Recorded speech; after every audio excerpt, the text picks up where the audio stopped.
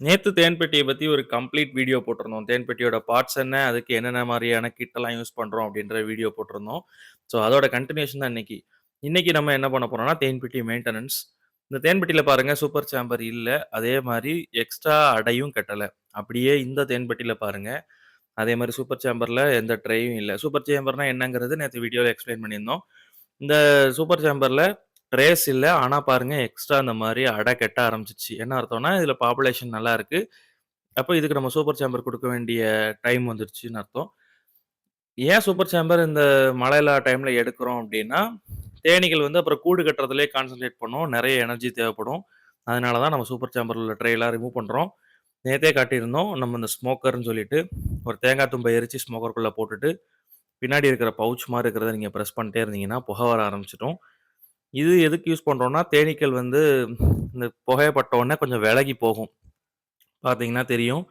இந்த தேன் கூட்டு மேல போய் நீங்க ஸ்மோக்கர் இப்டி பிரஸ் பண்ணிட்டே இருந்தா போதும். ஒரு டைம் பத்த வச்சுருந்தீங்கன்னா, ஒரு 10 நிமிஷம், 15 நிமிஷம் வரும். அடிச்சோனே பாருங்க, இருக்கிற தேனீ ஃபுல்லா விலகிடுச்சு. அப்போ நம்ம வந்து கொட்டாது. அப்ப எக்ஸஸா வளர்ந்த அடைகள் ஃபுல்லாத்தையும் இந்த மாரி கலெக்ட் பண்ணி வச்சாச்சு. இத வந்து நம்ம சூப்பர் சாம்பர் ட்ரேல வந்து வெட்டி குடுக்க போறோம்.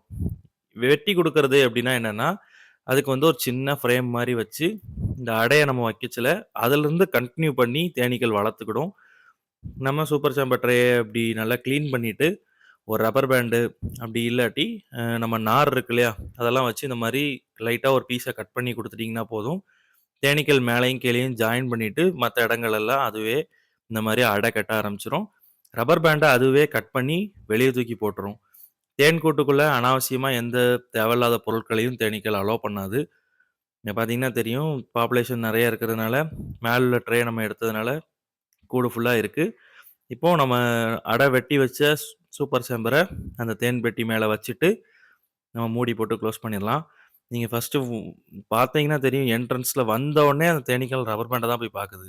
நம்ம கூட்டுக்கு சம்மந்தம் இல்லாத பொருள் ஏதோ இருக்குன்னு சொல்லிட்டு, ரப்பர் பேண்ட்லாம் போய் எக்ஸாமின் பண்ணும். அப்போ அந்த அடையோடைய பாட்டத்தையும், டாப்பையும் நல்லா டைட் பண்ணிட்டு, கரெக்ட்டா அந்த டைம்ல தான் ரப்பர் பேண்ட கட் பண்ணும். இதுதான் அடிப்பலகைன்னு சொல்லுவோம். நான் நேத்து வீடியோலயே சொல்லியிருந்தேன். இதில தான் வந்து அடிக்கடி கிளீனிங் பண்ணணும். என்ன ரீசனுக்காக கிளீன் பண்ணணும்னா, இதில தேன் கூட்டுக்கு ஒரு பூச்சி இருக்கு. இது வந்து மெழுகு பூச்சின்னு சொல்லுவாங்க. அது வந்து தேன் அடைகள் எல்லாத்தையும் சாப்பிட ஆரம்பிச்சுரும். அதனால நம்ம அட்லீஸ்ட் மாசத்துக்கு 2 வாட்டியோ இந்த மாரி அடிப்பலகைய மட்டும் கிளீன் பண்ணா போதும்.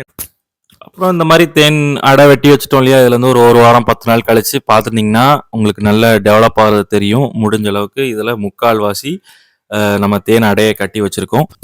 இந்த அடிப்பலகை கிளீனிங் மட்டும் தான் உங்களுக்கு தேன் பெட்டியில ஒரே வேலை. அதுவும் ஒரு 1 வாரமோ இல்ல 10 நாளைக்கு ஒருக்கா கிளீன் பண்ணாலே போதுமானது. இதுவே உங்களுக்கு தேன் பெட்டி நல்லா சூப்பரா மெயின்டெயின் ஆகிட்டு இருக்கும். இந்த வீடியோ பத்தின உங்களோட கருத்துக்கள கமெண்ட்ல சொல்லுங்க. வீடியோ பிடிச்சிருந்தா லைக் பண்ணுங்க. ரொம்ப பிடிச்சிருந்துச்சுன்னா, தேனீ வளர்க்க ஆசைப்படுற உங்க ஃப்ரெண்ட்ஸுக்கு இந்த வீடியோவ ஷேர் பண்ணி விடுங்க. Thank you.